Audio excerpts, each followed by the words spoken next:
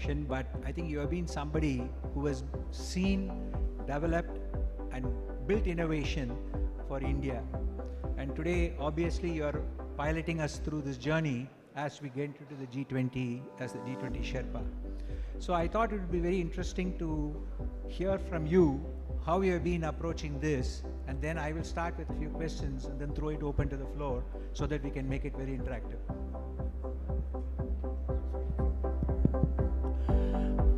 Thanks, Dinesh. Let me first thank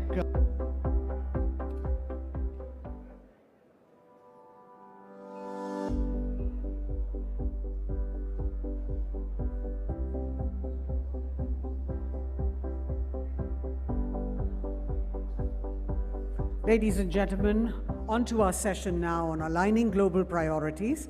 I'd like to request the President of the Confederation of Indian Industry, Mr. R. Dinesh, to please come up and to escort our next speaker, the G20 India Sherpa, Mr. Amitabh Kant, onto stage. May I request Mr. Dinesh to please welcome our speaker and also introduce the session.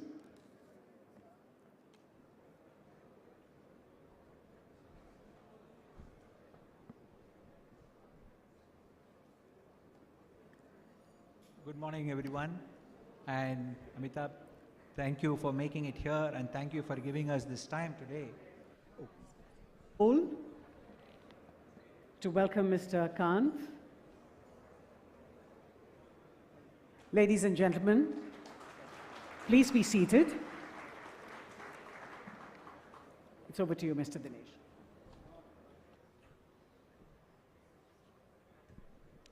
So let me start again. So thank you, Amitabh, for being here with us. I don't think you need significant introduction, but I think you have been somebody who has seen, developed, and built innovation for India. And today, obviously, you're piloting us through this journey as we get into the G20 as the G20 Sherpa. So I thought it would be very interesting to hear from you how you have been approaching this, and then I will start with a few questions and then throw it open to the floor so that we can make it very interactive.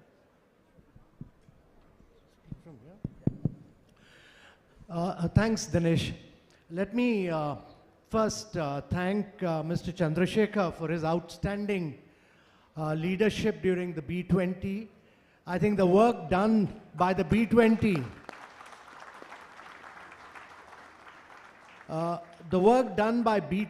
and its various task force has been truly spectacular in terms of the intellectual input that has come out. And I can assure Mr. Chandrasekhar that many of the recommendations that have been made by the Business 20 will definitely find a place in the leaders' declaration that will come out later subsequently. Ladies and gentlemen, India is hosting the G20 presidency at a time when the world is facing several challenges. 1/3 of the world is in recession. 75 countries are facing a global debt crisis. You have a crisis of food, fuel, and fertilizer, climate action. The post-COVID era has seen about 200 million people go below the poverty line. 100 million people have lost their jobs. Huge challenges, and the war, the geopolitical crisis in Europe continues for over a year and a half. But every crisis is a huge opportunity, and for India, hosting the G20 is an opportunity to what the Prime Minister has said, to be inclusive, to be decisive, to be action-oriented, and to be very ambitious. So India's been very ambitious in its G20 presidency. Unlike other G20 presidencies, India has taken the G20 presidency to all the states of India. It has hosted it in 60 cities of India, and it has made it a people's presidency. Every single citizen of India has been involved in the G20 presidency in the entire course of 1 year. Secondly, ladies and gentlemen, India's presidency is being held at a time when India has accelerated its pace of growth. India is the 5th largest economy in the world. It will soon, in 2027, be the 3rd largest economy in the world. And it is doing this as a lively, vibrant democracy, which, with a leader, and it's important to say this because the leadership of G20 is being held by the Prime Minister, who's a democratically elected Prime Minister 2 times over, and whose popular rating still continues to be above over 70%, 75%. And therefore, the leadership of the G20 is very critical. But it's also being held at a time when India has taken vast number of developmental measures. In the last 7 years, we've constructed over 40 million houses, which is like making a house for every single Australian. We've made over 110 million toilets, which is like making a toilet for every single German. We've provided water to 223 million households, which is like providing water to every single citizen of Brazil. And we've made 55,000 kilometers or square kilometers of roads, which is almost 5 times the diameter of the earth. Ladies and gentlemen, India's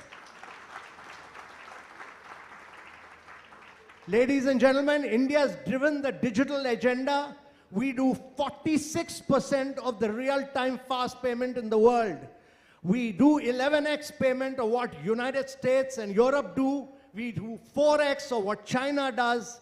And from identity to banking to linking the identity and the mobile number to cashless paperless credit to cashless paperless wealth creation by taking stock markets to tier 2, tier 3 cities, and to providing insurance on the go, on mobile in 1 minute. This is a huge disruption which Indian startups have carried out.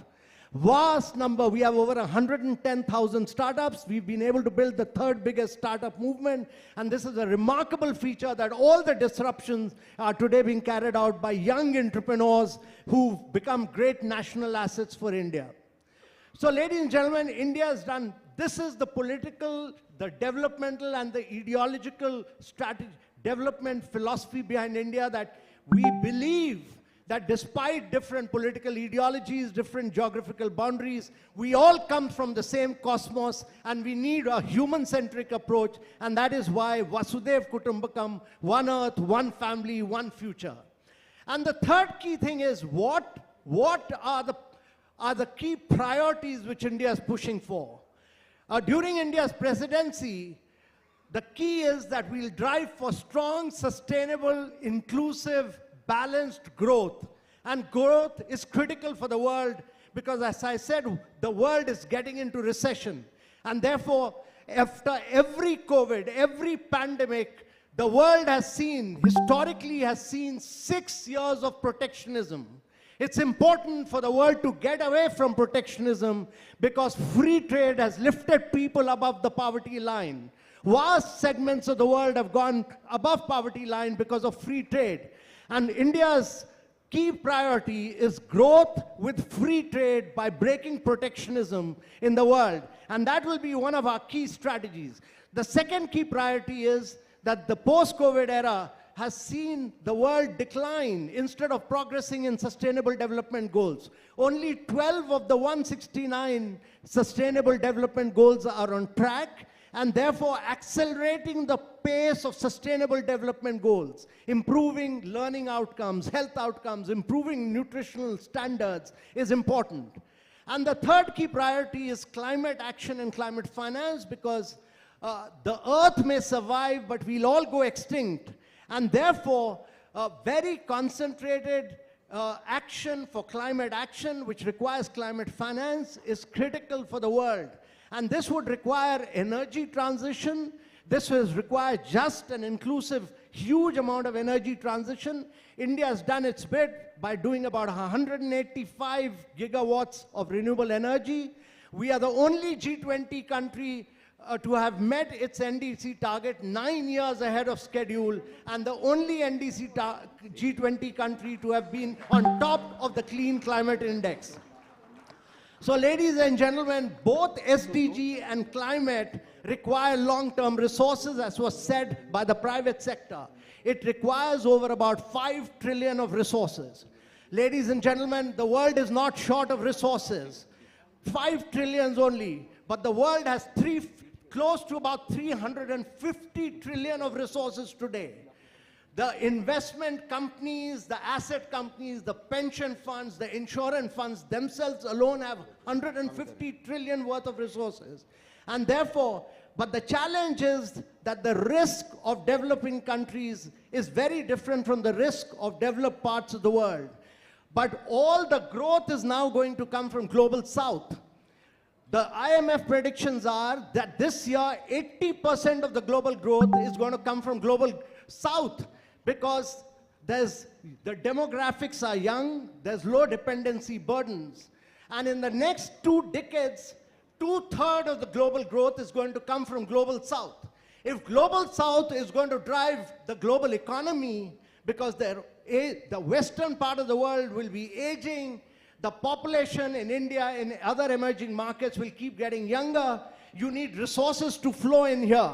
And that would require multilateral financial institutions to be restructured and redesigned. They were made in the post-World War II period, the post-Bretton Woods period, when there was no challenge of SDG, when there was no climate change crisis. And therefore, they need to be restructured to confront the climate change and bring in new instruments like blended finance, first loss guarantees, and credit enhancement to allow private capital to flow into the global south. And this, to our mind, is the most critical issue. The other key priority for India is technological transformation and digital public infrastructure. The digital public infrastructure model of India is unique. It's open source, it's open APIs, it's interoperable, and has allowed every Indian to do fast payments. It's enabled us to provide access to education, to create a whole range of new infrastructure like DigiLocker, etc., which has the data is owned by the citizens, and therefore it's a very different model from what the other parts of the world have created. The challenge is, if you look around the world, 4 billion people of the world do not have a digital identity, 3 billion people do not have a bank account, 133 countries in the world do not have fast payments. So if you want to do inclusion, which is the top priority of Business 20, Mr. Chandrasekhar said #1 priority is inclusion. And if we want to do inclusion, then digital identity, bank accounts, fast payments are a must. And therefore, technological transformation is really the key to the world. And that is what we will drive it during India's presidency. The last key priority for India is what the Prime Minister has focused on, women-led development. Because India believes that 50% of the population of the world are women. It's important, if the world has to grow, you need equity, you need inclusiveness, you need basically bridging the gender digital divide, you need better learning outcomes, health outcomes, and breaking the vicious cycle of malnutrition for women, so that this 50% of the race, or the human race, will accelerate the pace of change. And they have to be put into leadership positions. So ladies and gentlemen, these are the key priorities for India. A different philosophy of one earth, one family, one future. Priorities which will radically transform the world towards a human-centric approach, and making this a people's presidency have been the key aspects of India's G20 presidency. Thank you. Thank you, Amitabh. Thank you. Really, I think it sets a tone for how the G20 is going to be looking at this.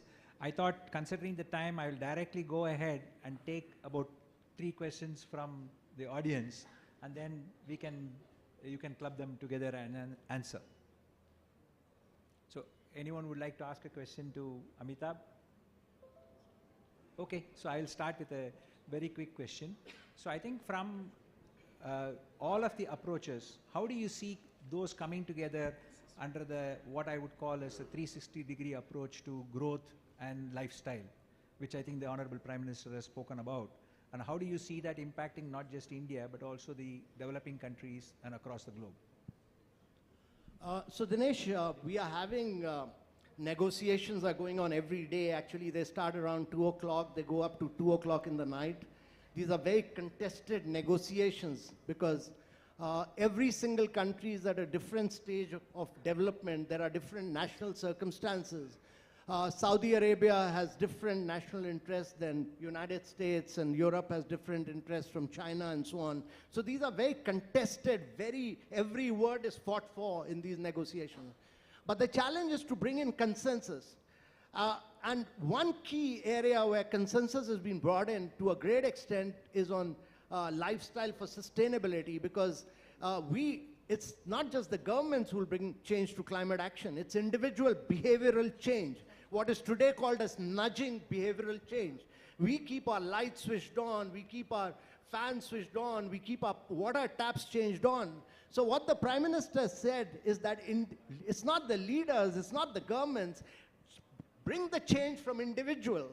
And therefore, if every single individual contributes to climate action, the world will be a different place. And therefore, we've come out with with principles of lifestyle for sustainability, which have been accepted by every single country.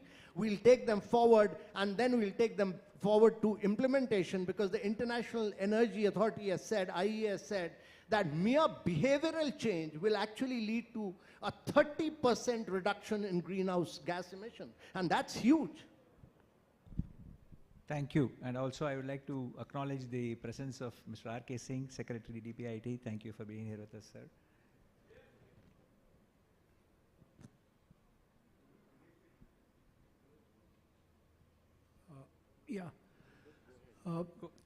How can G20 help in bringing peace between Ukraine, and I think our Prime Minister can play a very important role, the war in Ukraine?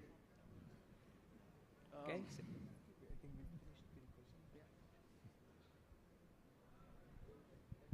Hello. Go ahead. Here. Please.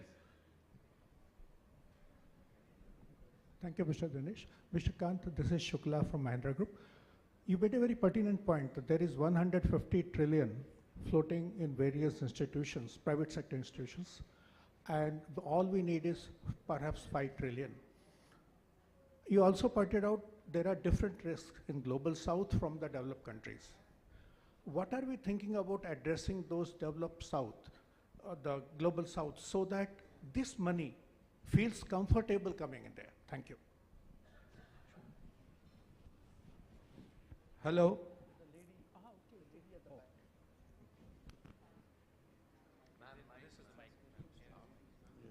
Thank you, Amitabh. I really appreciate it. Purnima Warrior, National US-India Chamber of Commerce, Advisor to Secretary of Commerce for 7.8 million minority businesses of US, $1 trillion economy of US. We have had met in Hyderabad with Ivanka Trump's delegation, and my suggestion to you is President Kagame is the chairman of the African Council, would be a good consideration for what you just said in Africa.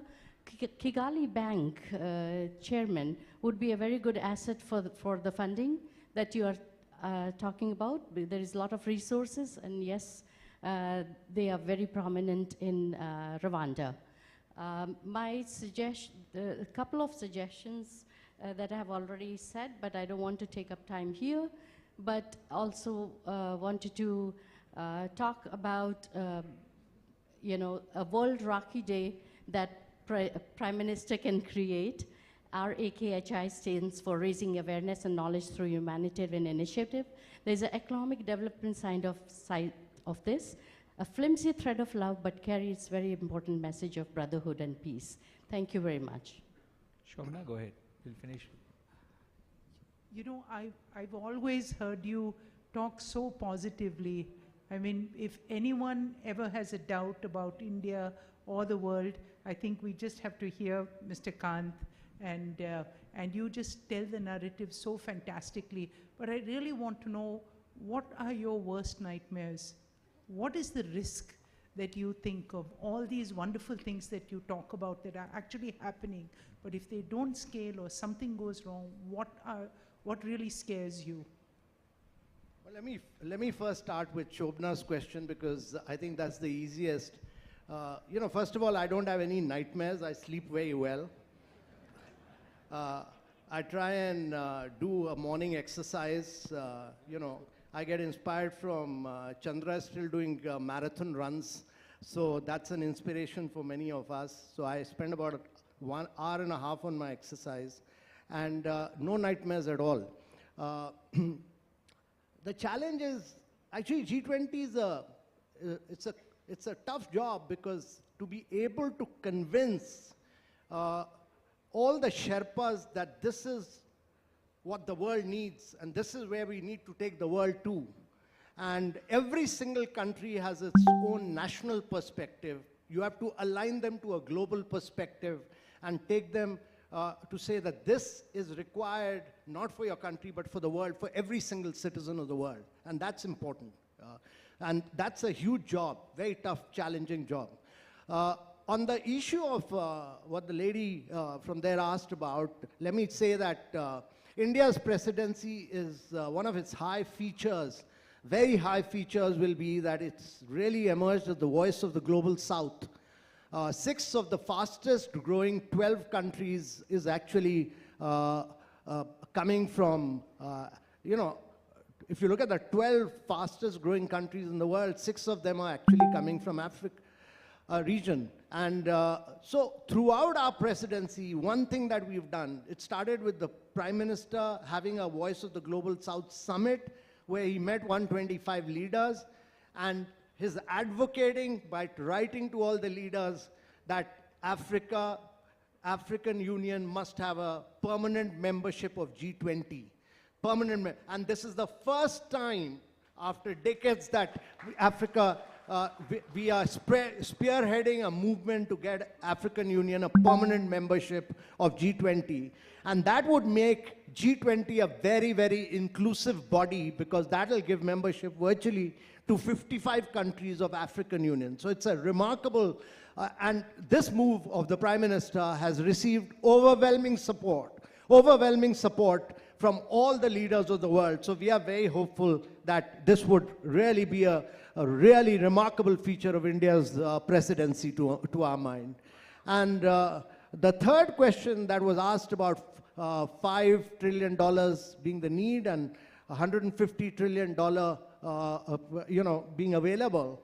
I think the key to that is that multilateral development banks, they do a lot of direct funding based on their balance sheet. They need to go beyond their balance sheet and look at global balance sheets and actually move to indirect lending, so that they are able to utilize the instruments of MEGA, first loss guarantees, credit enhancement to enable 15 times more resources to flow in, to flow into Global South.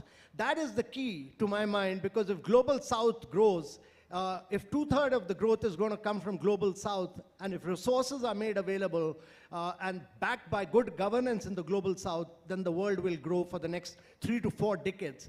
That is the reality of the world, and it's very important that multilateral financial institutions, the international financial architecture, both the international financial architecture is heavily weighed against the Global South right now. Instead of resources flowing in from the developed world to the developing world, actually resources are flowing out from the developing world to the developed world. This financial structure needs to be realigned. The multilateral development banks need to put greater amount of indirect lending into the Global South. That is really the key. Money is available in plenty with all institutions. Yeah, please.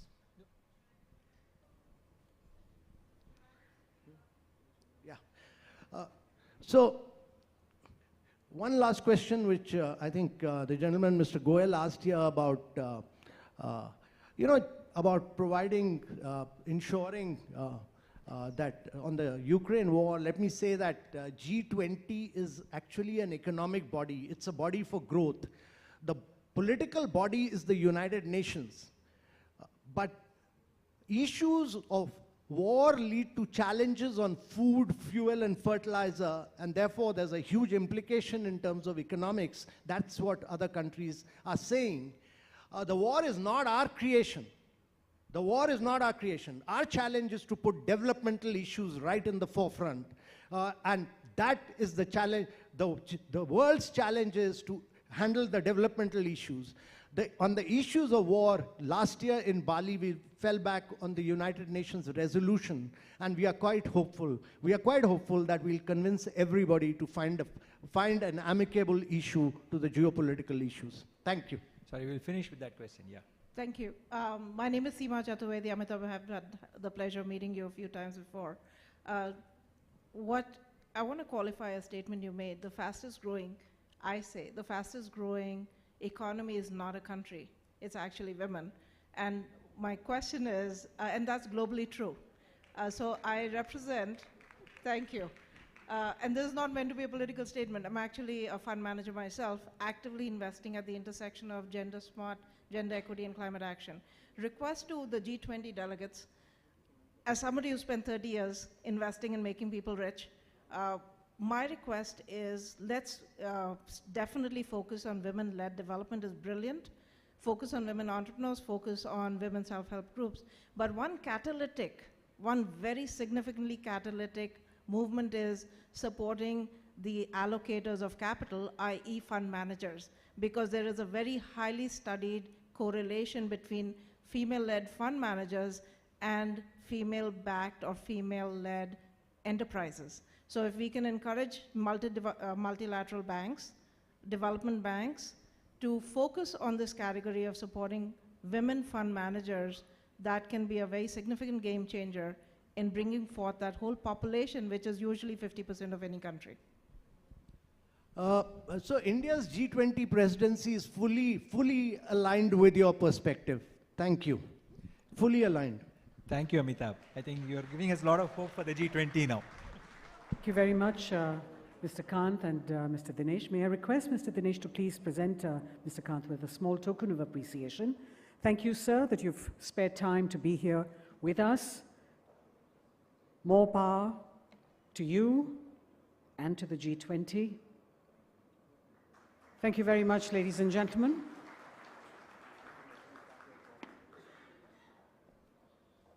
Ladies and gentlemen, we move on to the next plenary session, which is AI for Business and Societies, Opportunities and Regulations. May I request you all to please remain seated. Those of you who do not have a seat in this hall, we have an adjacent hall called Shah Jahan, where we have adequate seating. So please do join us in Shah Jahan.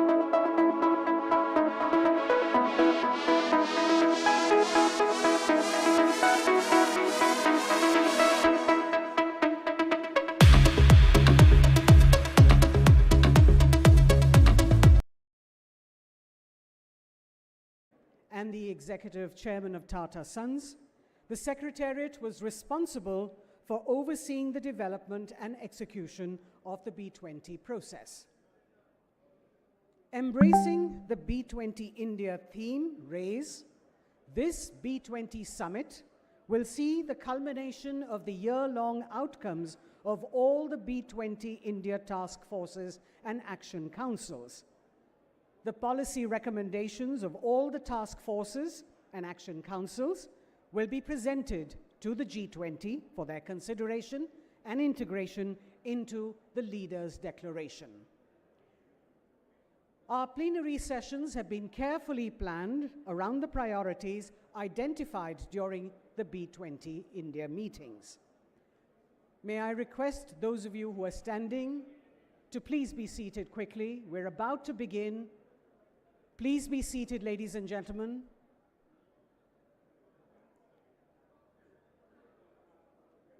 Once again, may I request you to please refrain from moving about during the session.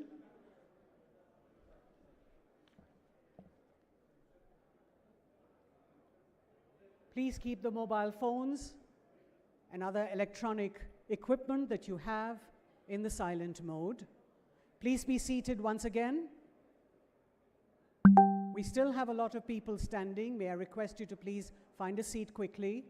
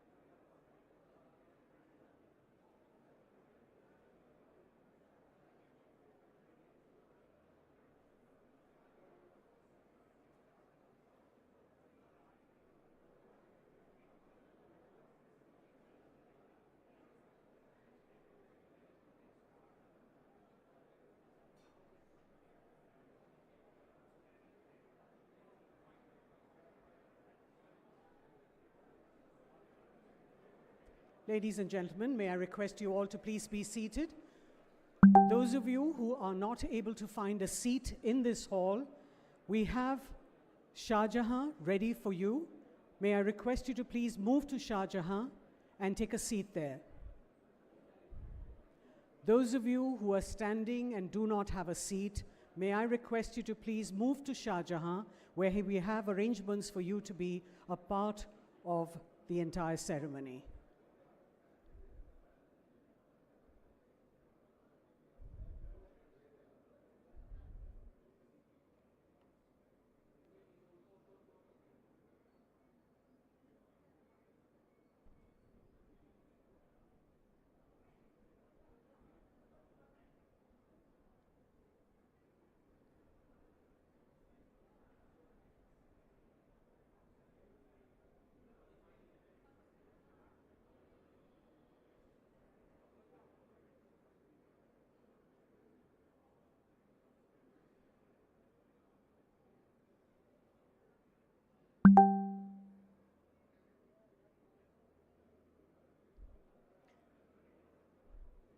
May I request those who do not have a seat in this hall to please move to Shah Jahan, where we have arrangements for you to be able to sit and watch the proceedings.